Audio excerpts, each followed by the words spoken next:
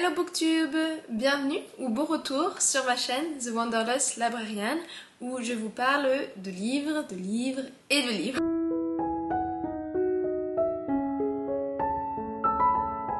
Aujourd'hui, la vidéo est un petit peu particulière parce que je ne vais pas vous faire ni la chronique d'un livre particulier, ni une revue de mes dernières lectures. Au contraire, je vais faire avec vous une revue sur les 6 premiers mois de 2023 et les lectures que j'ai pu avoir pendant cette période. Voilà, je suis un petit peu en retard dans ce type de vidéo, nous sommes fin juillet, je leur ai été un petit peu plus logique de faire cette petite évaluation fin juin, début juillet. J'ai pas beaucoup d'excuses, mis à part que j'étais excessivement occupée ces dernières semaines entre mes différents challenges lecture où j'ai essayé de lire le plus de livres possible. Et j'ai également commencé un nouvel emploi qui m'a aussi bien occupée. Sans plus attendre, on va commencer cette vidéo avec une petite partie statistique que je vais faire la plus concise possible. Je sais que pour certains les chiffres peuvent parfois être un petit peu ennuyants, j'en fais partie, mais j'ai trouvé que c'était quand même intéressant de regarder un petit peu les dernières lectures qu'on a pu faire, non pas en termes de j'ai aimé, j'ai pas aimé et à quel point ma TBR, ma palle est haute ou pas, mais de regarder ces dernières lectures de manière un petit peu plus mathématique parce que les maths, ça ne ment pas, malheureusement. Voilà. Alors, commençons par le début, par le commencement de tout. Le premier chiffre que j'ai trouvé assez intéressant, c'est que de janvier à juin, j'ai lu 37 livres. Pour rappel, mon objectif de 2023 est de lire 75 livres. Avec 37 livres, on n'est pas encore tout à fait à la moitié, mais c'est déjà pas mal, surtout quand on sait, pour ceux qui me suivent sur Goodreads, que ce chiffre a bien évolué depuis. Il me semble que je suis à une quarantaine maintenant, avec les dernières lectures de juillet qui s'ajoutent du coup à ce nombre de 37 livres. 37 livres, ça veut dire quoi concrètement? Ça veut dire 13 916 pages lues, ce qui est assez impressionnant, mais, et c'est là où pour moi il y a une petite déception, ça ne fait que 76 pages lues par jour à peu près. Voilà, c'est vrai que je me voyais comme étant une lectrice avide en lisant 100-200 pages par jour, ce n'est pas du tout le cas. Donc, petite déception sur ce point-là. Quand on regarde le nombre de livres lus par mois, on comprend un petit peu mieux cette moyenne. Si vous regardez le graphe qui est juste à ma droite, on voit que je ne suis pas assez régulière dans mes lectures. J'ai commencé janvier à 7 livres de lus pendant le mois de janvier. Je finis cette période avec juin avec 8 livres de lus et ça c'est principalement grâce à des challenges de lecture, mais entre janvier et juin il y a une petite courbe qui descend, notamment avec mars où je n'ai lu que 3 livres au total, qui est le mois le plus bas en termes de lecture.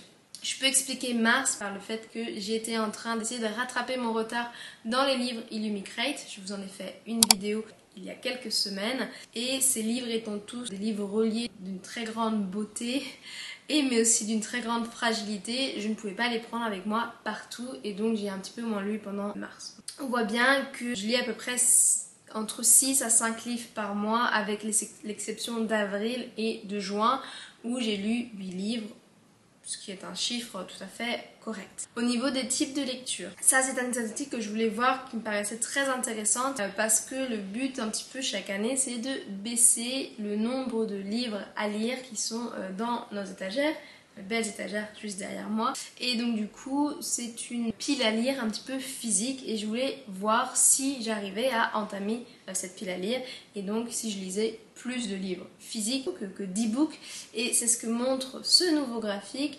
Oui, c'est le cas, il n'y a que 30% de mes lectures qui sont des e-books et si ma mémoire est bonne, c'est concentré principalement sur janvier et avril. La plupart du temps, j'ai lu des livres physiques qui se répartissent de manière à peu près égale entre des livres reliés, mes fameux Illumicrate, et les livres papier. Voilà, il y a quand même une préférence pour les livres papier, mais dans l'ensemble, je lis beaucoup plus de livres physiques et ça, c'est une petite victoire.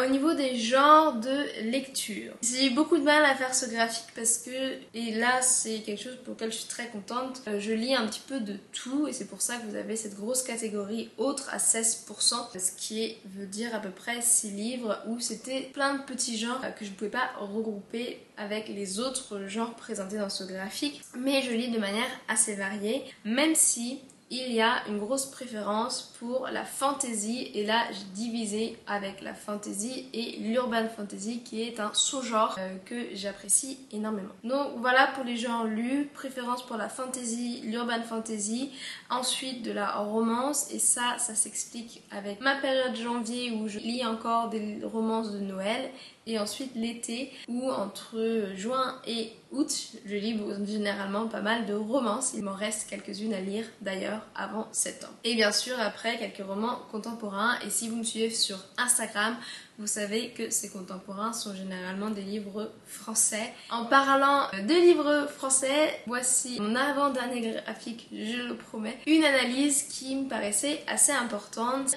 c'était de voir d'où provenaient un petit peu mes lectures. Bien oui, parce que ma chaîne s'appelle The Wanderlust Librarian. L'idée derrière ce pseudo était que je voyageais à travers mes lectures et je voulais voir si du coup c'était réellement le cas ou non. Alors, pour faire ce graphique, je me suis un petit peu cassé la tête. J'ai décidé de prendre une des origines de l'auteur. Donc si un auteur par exemple s'identifiait comme sino-américain, eh bien ça allait dans la catégorie Chine. A l'inverse, j'ai un auteur qui est afghan mais qui écrit en anglais depuis les États-Unis. Pareil, je l'ai mis du coup en pays Afghanistan pour un petit peu pouvoir montrer cette diversité. Il y a de la diversité, mais pas tant que ça. Du coup, on peut voir que la majorité des livres que je lis sont des livres américains, donc des auteurs américains qui ne viennent pas d'une autre minorité américaine comme latino-américaine et j'en passe. Donc voilà, on n'est pas à 50%, on est à 44% de livres américains, mais c'est quand même la catégorie qui est majoritaire et ça me fait un petit peu du mal. Il va définitivement falloir que je fasse un petit peu plus attention à mes lectures, que ce soit pour les 6 mois qui arrivent ou bien pour l'année prochaine quand je reconstituerai ma pile à lire pour 2024, de mettre un petit peu plus de variété dans mes lectures. Là où je suis contente par contre, c'est que un quart des lectures que j'ai faites sont d'auteurs français et ça c'est un réel soulagement pour moi. Quand j'ai commencé l'année en 2023, j'avais l'impression de ne pas lire autant de livres français que ça. Vivant à l'étranger, c'est vrai que c'est plus facile pour moi de trouver des livres en anglais que des livres en français et j'avais d'ailleurs un petit peu cette impression du coup de perdre le contact avec la belle prose qu'est la littérature française et donc voir qu'un quart de mes lectures jusqu'à présent sont d'auteurs français me fait énormément plaisir et si on regarde le graphique qui suit, on peut également voir que 30% des livres lus jusqu'à présent ont été lus en français et là aussi c'est un soulagement. Au début de l'année, je voulais essayer de lire, voilà, pour 4 livres que je lisais en anglais, je devais en lire un en français. Donc on dépasse ce critère de base avec 32. On est à un tiers à peu près des livres que je lis sont en français. Cette statistique peut sembler assez triviale, mais c'est assez important pour moi, vivant encore une fois à l'étranger. Mon partenaire ne parle pas français, ma belle famille ne parle pas français non plus et au travail, je parle principalement anglais. Donc voilà, j'avais un petit peu ce besoin de mettre du français dans mes lectures. C'est quelque chose que j'ai fait pour ces 6 derniers mois et que j'espère continuer jusqu'à la fin de 2023 et sur les prochaines années. J'ai découvert d'ailleurs pas mal d'auteurs français depuis janvier, que ce soit des auteurs auto-édités comme des auteurs un peu plus connus du public et ancrés dans la littérature française. Je ne vous embête plus avec ces graphiques, on va juste terminer sur quelques chiffres très rapidement. Le premier est là aussi une surprise pour moi, c'est la note moyenne que j'ai pu donner à ces 37 livres. Pour ceux qui ne sont pas familiers avec la notation des lectures, le système de notation assez populaire sur Bookstagram, Booktube, mais également Goodreads par exemple, et donc Amazon et les autres sites marchands, c'est d'utiliser des étoiles et de noter un livre sur 5 étoiles. C'est un système de notation assez abstrait pour moi, mais que je me force à utiliser, notamment pour mettre à jour Goodreads. Mais du coup, j'avais cette impression d'être très généreuse dans ma notation. Voilà, je mets une seule étoile si j'abandonne un livre. Et c'est très rare aussi que je mette 2 étoiles sur un livre. J'avais l'impression de mettre beaucoup de 4 étoiles, voire de 5 étoiles. Turns out que ce n'est pas si vrai que ça. Ma note moyenne de janvier à juin est de 3 étoiles et demie. Voilà. C'est pas si mauvais que ça, mais c'est pas si généreux que ça. Également, je pense que c'est un bon entre-deux. J'ai effectivement eu de très bonnes lectures jusqu'à présent, avec quelques déceptions et, il me semble, 2 abandons sur cette première moitié de l'année. Donc 3,5, ça me paraît assez correct. Et enfin, la dernière question que tout le monde se pose, c'est combien de livres te reste-t-il dans ta panne ?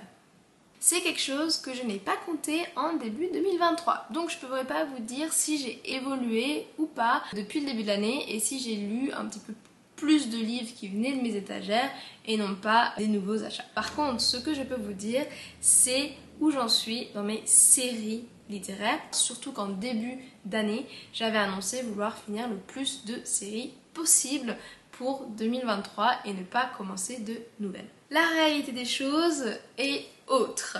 J'ai terminé depuis janvier 3 séries, dont une, je ne suis pas sûre qu'elle est finie, on va dire qu'elle est finie pour l'instant. Là où j'ai un peu plus honte, c'est que depuis janvier, j'ai commencé 12 séries. Shame, shame.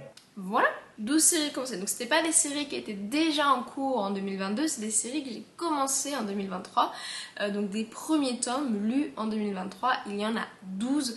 Ça fait excessivement mal. Parce que du coup je suis assez loin de mon objectif. Sur ces 12, j'ai calculé que je pourrais en finir 7 à peu près. Malheureusement, la suite de ces séries ne sont pas dans mes étagères derrière. Donc si je veux lire le plus de livres possible que j'ai à la maison et éviter d'en acheter de nouveaux, je ne finirai pas forcément ces 7 séries. Par contre, ce qui est clair et net pour la seconde moitié de l'année, c'est que je ne vais plus acheter de nouveaux livres pour l'instant. J'ai 12 séries de commencer, chacune de ces séries a 3-4 livres je crois.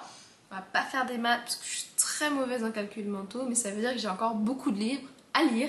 Donc on va éviter d'acheter des nouveaux livres, on va un petit peu faire du ménage dans ces étagères, lire le plus de livres possible pour la fin d'année. Et s'il vous plaît, ceux qui me connaissent, évitez de m'acheter des nouveaux livres ou alors offrez-moi la suite de ces séries commencées par erreur. Je vous en remercierai. Et du coup, pour terminer cette partie un petit peu statistique, je vais quand même vous donner le nombre de livres qui me reste à lire. Donc c'est pas la palle de 2023, c'est la palle de la seconde moitié de 2023 qui est de 91 livres. J'aimerais bien arriver à descendre sous la barre de la cinquantaine d'ici la fin de l'année. Comme ça, je rentre et dans mon objectif de lecture de 2023 et je me sentirai un petit peu moins coupable et je pourrai acheter un petit peu plus de livres l'année prochaine pour recommencer le cercle vicieux de lire, d'acheter des livres, de lire, d'acheter des livres, de lire. Voilà, c'est tout pour la partie statistique de cette vidéo. Je ne sais pas si c'est quelque chose que vous faites également, de prendre le temps en milieu d'année de regarder où est-ce que vous en êtes par rapport à vos objectifs. Je trouve que c'est un concept assez intéressant et que beaucoup de booktubeuses font et que je vais essayer de faire un petit peu tous les ans. Donc je referai le point sûrement en fin d'année 2023 pour voir si les objectifs qui me restent à remplir seront remplis et si j'ai gardé le cap sur les autres objectifs, notamment celui de lire un petit peu plus de livres en français, objectif que j'ai atteint en juin. Voyons voir si ce sera toujours le cas en décembre. Maintenant, parlons de choses un petit peu plus légères et moins mathématiques. Faisons le fameux tag Booktube de mi-d'année. La première question, c'est quel est ton meilleur livre lu jusqu'à présent ? Comme je n'ai que 4 livres à 5 étoiles sur cette première moitié de l'année, le choix peut sembler un petit peu plus facile à prendre. Ça n'a pas été le cas. Là où j'ai trouvé un bon compromis, c'est que pendant ce tag, je ne vais vous présenter qu'un livre par question et je ne peux pas répéter le livre d'une question à une autre. Et donc ça amène un petit peu mieux à déterminer mon livre préféré de cette première moitié de 2023. Et ce livre préféré, c'est Portrait of a Thief de Grace Deeley qui est sorti en 2023. J'espère qu'il y aura une sortie française de prévue. C'est un très bon roman autour d'un groupe d'amis qui décident de cambrioler des musées d'art internationaux. Voilà, je vous ai parlé de ce livre dans ma vidéo sur les livres Illumicrate lus en mars-avril.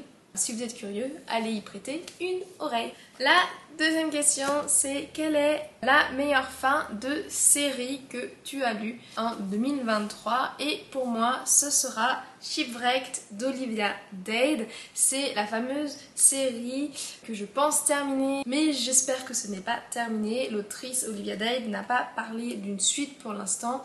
Il y a encore beaucoup de personnages dans cette série de romances qui, j'espère, auront le droit à leur propre histoire, mais voilà, aucun annoncement de fait, donc pour l'instant, ce sera ma meilleure fin de série, Shipwrecked d'Olivia Dade. Je vous recommande vivement cette autrice et cette série, c'est la série All the Fields. Il me semble que le premier livre a été traduit, et si vous voulez en savoir plus, pareil, je vous ai fait une petite vidéo exclusive sur ce tome, allez donc y jeter un œil. La question qui suit, c'est est-ce qu'il y a une sortie littéraire de 2023 qui me fait énormément envie et que je n'ai pas encore lu? Et oui, tout à fait, j'aimerais beaucoup lire A Day of the Fallen Knight de Samantha Shannon, le préquel du prieuré de l'Oranger. Pour la petite histoire, je l'avais commandé lors de ma dernière commande sur Book Depository, mais il était arrivé avec 3 cm de plus de hauteur que le prieuré de l'Oranger que j'ai dans ma bibliothèque. Il est juste là. Et donc, je l'ai renvoyé. J'attends qu'il sorte, j'espère l'année prochaine, en une édition un peu plus petite, un peu plus édition de poche anglais, pour pouvoir le lire et l'ajouter à ma petite collection des romans de Samantha Shannon.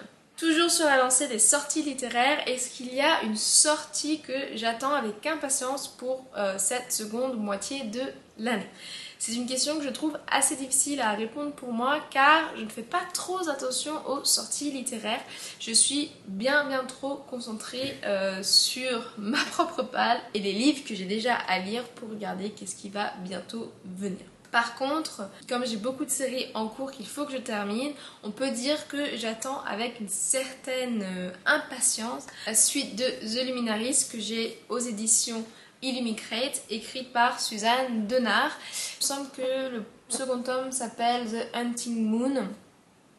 Je pensais que The Luminaries serait une duologie. Il semblerait que non. The Hunting Moon est le second tome et il y aura un troisième tome, j'espère, en 2024 pour pouvoir terminer cette série. La question qui suit est une question qui va fâcher. Quelle est ta plus grande déception de 2023? Me tapez pas pour cette réponse, mais pour moi c'est Crescent City 2 de Sarah J. Maas. Mais voilà, j'ai été un petit peu déçue, non pas par la fin, mais plus par le fanservice, le rythme de l'histoire et la qualité qui a un petit peu diminué par rapport au premier tome. Sans trop vous spoiler, je vais dire que je n'attends pas avec forcément autant d'excitation que certains autres lecteurs le prochain tome de Crescent City. Il y a quelques petits trucs qui commencent à m'agacer par rapport à Sarah J. Maas, même si j'aime énormément ces univers. Si vous voulez qu'on en parle en détail, dites-les moi dans les commentaires et je vous ferai peut-être une vidéo dédié ou un post ou un vlog sur qui commence à m'agacer par rapport à Crescent City, ACOTAR, Sarah J. Maas et j'en passe. Je ne vais pas vous en parler dans cette vidéo pour ne pas spoiler certaines personnes qui n'ont pas encore lu ce tome ou ACOTAR ou Throne of Glass. La question qui suit, c'est quelle est ta plus grande surprise de cette première moitié de 2023? Et pour moi, ce sera Les Enchantements d'Ambremer de Pierre Péval. Là aussi, je vous ai fait une vidéo sur ma chaîne que vous pouvez aller voir si vous êtes curieux. Pour moi, Les Enchantements d'Ambremer ont été une excellente surprise. Je ne connaissais pas du tout Pierre Péval et j'ai adoré rencontrer sa plume et son univers. C'est de la science-fiction française avec un univers très créatif et dans un pari un petit peu steampunk, une très jolie découverte et une très belle surprise du coup du côté des auteurs français. Question suivante, quelle est ta ou ton nouvelle auteur, autrice de 2023? De janvier à juin, j'ai lu 22 nouveaux auteurs et parmi ces auteurs, il y a des premiers romans, il y a des auteurs un petit peu plus connus, mais il n'y a pas forcément un auteur qui est sorti plus du lot que d'autres. Je peux dire par contre qu'il y a 4 autrices que je vais suivre avec un petit peu plus d'attention et c'est Anna Kanner, une autrice de romance, Chloé Gong qui fait de la fantasy urbaine, Grace Dilly dont je vous ai déjà parlé et Emily Henry qui là aussi fait de la romance et que je lis avidement. J'ai déjà lu 2 de ses romans, il m'en reste encore 2 à lire pour avoir lu toute son œuvre littéraire. Alright, la question qui suit est quel est ton crush fictif? Et si je regarde à mes lectures depuis janvier, je pense que j'en ai aucun. J'ai passé beaucoup trop de temps en début d'année à défendre Aidas dans Crescent City qui est mon crush entre guillemets de Crescent City 1 que j'ai lu l'année dernière. Mais du coup sur mes autres lectures il n'y a pas un personnage préféré, un book boyfriend entre guillemets qui est sorti du lot plus que ça. Ce que je peux dire en revanche c'est que j'ai beaucoup apprécié certaines interactions entre personnages dans plusieurs livres. J'ai notamment beaucoup aimé January dans les 10 000 portes de January d'Alix E. Harrow. Sa manière qu'elle a d'être un petit peu différente et de ne pas chercher à se fondre dans le moule qui lui est imposé. Un autre groupe de personnages que j'ai beaucoup aimé et peut-être que ce sera votre crush fictif de votre côté, c'est les frères dans la trilogie de romance Dreamland Billionaires de Lauren Asher. J'ai beaucoup aimé ce petit trio de frères parce qu'on voit une jolie évolution entre les personnages d'un livre à l'autre, non pas que dans le livre qui leur est dédié mais également dans les autres tomes et que leur relation également, la dynamique entre ces 3 frères évolue énormément également et que c'est au fond un trio assez solide et une très belle histoire qui est racontée en sous-intrigue sur l'amour fraternel et les relations familiales. La question qui suit, on arrive vers la fin de ce petit tag Booktube et quel est le livre qui t'a fait pleurer? Tous, presque. Non, quand je lis, j'ai tendance à lâcher des larmes assez facilement, notamment quand les personnages se font vulnérables et expriment un petit peu leur vulnérabilité, leur faiblesse, leur peur. Tous ces petits dialogues où un personnage va vraiment se mettre à nu devant l'autre vont me faire larmoyer quelque peu si ce n'est pas pleurer à chaudes larmes. Donc, il n'y a pas un livre qui m'aura fait plus pleurer que l'autre pour l'instant. Un livre par contre qui m'a ému de A à Z et qui m'a vraiment pris aux tripes, ce sera Ainsi résonne l'écho infini des montagnes de Khaled Hosseini. C'est un drame familial qui se passe en Afghanistan sur plusieurs décennies et je vous en ai déjà parlé dans une chronique en 5 minutes sur ma chaîne YouTube. Si vous cherchez ce type de lecture, je vous conseille d'y aller faire un tour. Je n'ai rien spoilé. Mon but étant juste de vous donner envie de plonger dans le récit. Khaled Hosseini a une très jolie plume. Je l'ai lu en français, donc ce n'est pas la version originale et j'ai beaucoup apprécié la traduction. Un joli livre que je vous recommande et qui, je pense, vous fera, si ce n'est pas pleurer à chaudes larmes, larmoyer quelque peu. Avant-dernière question pour ce tag Booktube, quel est le livre qui t'a rendu heureuse ou heureux? Alors, de manière assez ironique, je ne vais pas vous parler d'un roman feel good parce que celui que j'aurais bien mis dans cette catégorie, je vous en ai déjà parlé, ou alors je ne l'ai pas lu sur cette première moitié de 2023, mais plutôt sur juillet. Donc je prends un petit peu la question dans un autre sens et je vais la voir comme étant le livre qui m'a rendue heureuse, non pas par l'intrigue mais à cause des détails et de la manière dont ça a été raconté. Et pour moi ce sera Ces plaisirs violents de Chloé Gong. Je vous en ai également fait une vidéo de 10 minutes où je vous explique un petit peu tout le contexte historique derrière cette histoire. Ces plaisirs violents vous parlent d'une sorte d'épidémie ou de monstre qui envahit Shanghai dans les années 1920 et c'est vraiment ça qui m'a rendue très heureuse et vous pourrez le voir dans cette vidéo, c'est que Chloé Gong est assez fidèle à la période historique, à tout le contexte historique. Elle incorpore tout le contexte politique derrière, toute la souffrance des Chinois face à la présence étrangère à Shanghai et dans le reste de la Chine et la division un petit peu qu'on a à travers la population chinoise. Un livre que je ne peux que vous recommander également, surtout si vous aimez les détails historiques. Voilà, alrighty, on arrive déjà à la fin de cette vidéo avec une dernière question. Quel est le plus beau livre que tu as reçu sur cette première moitié de l'année de 2023? Et pour moi, c'est assez facile. Je n'ai qu'à regarder mes réceptions Illumicrate et je pense que le livre le plus beau pour l'instant que j'ai reçu avec cet abonnement, c'est Lies We Sing to the Sea de Sarah Underwood. Il est juste magnifique, ça brille de partout et j'adore le jaspage qui reprend les cheveux de la demoiselle, également la mère au dos. Je vous le mets un peu plus proche. Voilà, le jaspage et cette jolie couverture. Je suis en train de lire le livre mais en audio car je ne veux pas abîmer ce très joli objet livre et je vous ferai un retour, que ce soit sur Bookstagram, mon blog The Wanderlust Librarian ou également sur sa chaîne Booktube. Voilà, c'était tout pour cette vidéo. Nous sommes arrivés à la fin de ce tag livresque. J'espère que ça vous a plu. C'est la première fois que je fais un petit peu ce type de contenu. En tout cas, moi, j'ai beaucoup aimé regarder un petit peu plus à mes lectures en termes de chiffres et de data pour voir où est-ce que j'en étais par rapport à mes objectifs.